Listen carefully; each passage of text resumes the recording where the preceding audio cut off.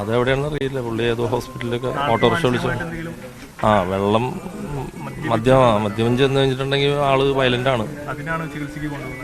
അല്ലല്ല, അമ്മേനെ കൊണ്ടുപോയ കാര്യം പറഞ്ഞ പുള്ളിക്ക് ചികിത്സയ്ക്ക് ഉണ്ട്. അമ്മയായിട്ട് ഇവിടെ ഒച്ചപ്പാടും ബഹളം കാണും. പരിസരവാസികളൊക്കെ മടുത്തിരിക്കുകയാണ് ഇവിടെ.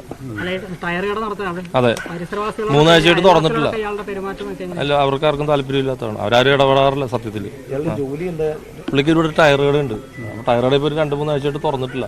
സ്ഥിരം വെള്ളം ഒടിച്ച് നടക്കുന്നതാണ് പുള്ളി. ടയർ കട തുറക്കാതെ പുള്ളിയുടെ ഭാര്യ പിണങ്ങിപ്പോയി. ഭാര്യ വീട്ടിലാണ്. മകള് ഇളയ മോനുണ്ട് കൂടെ. ഇളയ മോൻ ആളുടെ കൂടെ ഉണ്ട്.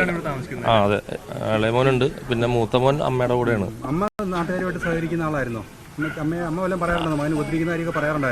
ഈ അമ്മ ഇപ്പം കുറെ നാളായിട്ട് കിടപ്പാണ്. അങ്ങനെ പുറത്തോട്ടൊന്നും അധികം പോകില്ല. കാലിലൊക്കെ വ്രണം വന്നിട്ട് നടക്കാനൊന്നും പറ്റാത്തൊരു കണ്ടീഷനിലാണ്.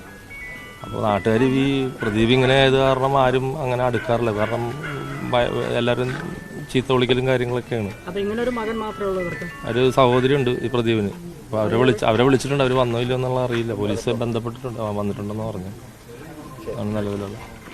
അഭിലാഷ്, ഇങ്ങനെയാണ്. അതായത് ഈ പ്രദീപ് മദ്യപാനിയായിട്ടുള്ളൊരു വ്യക്തിയാണ്. നിരന്തരം ഇവിടെ ബഹളം ഉണ്ടാക്കുന്നതിനാൽ നാട്ടുകാരും തന്നെ ഇവരുമായിട്ട് സഹകരണമൊന്നും ഉണ്ടായിരുന്നില്ല. അമ്മ അല്ലി പ്രമേഹ രോഗത്തിന് ചികിത്സ തേടുന്ന വ്യക്തിയാണ്.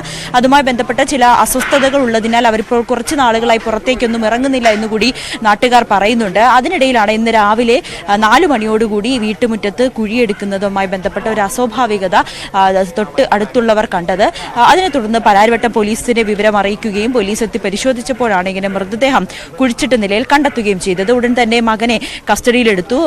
മകൻ പോലീസിന് നൽകിയ മൊഴി അനുസരിച്ച് ഈ അമ്മ മരിച്ചതിന് ശേഷമാണ് കുഴിച്ചിട്ടതെന്നാണ്. പക്ഷെ അത് പോലീസിന് അതിൽ ചില സംശയങ്ങളുണ്ട്. അങ്ങനെ ഒരു മരിച്ചതിന് ശേഷം കുഴിച്ചിടേണ്ട ആവശ്യം എന്താ? നാട്ടുകാരെ അറിയിക്കേണ്ടതല്ലേ? അല്ലെങ്കിൽ ഒരു മകൾ, ഒരു സഹോദരി കൂടിയുണ്ട് പ്രദീപിന്. അവരെയൊക്കെ കുടുംബത്തെ അറിയിക്കേണ്ട ഒരു സാഹചര്യമല്ലേ? പക്ഷെ ഇതെന്തുകൊണ്ടാണ് മരിച്ചതിന് ശേഷം കുഴിച്ചിട്ടത് എന്നതിലൊരു അസ്വാഭാവികത നിലനിൽക്കുന്നുണ്ട്. അതുകൊണ്ടാണ് ഇനിയൊരു പോസ്റ്റ്മോർട്ടത്തിന് ശേഷം പോസ്റ്റ്മോർട്ടം വേണമെന്ന് പോലീസും തീരുമാനമെടുത്തിരിക്കുന്നത്. എന്തായാലും ഇതൊരു കൊലപാതകമാണോ എന്നൊരു സംശയത്തിലേക്കാണ് പോലീസും എത്തി നിൽക്കുന്നത്.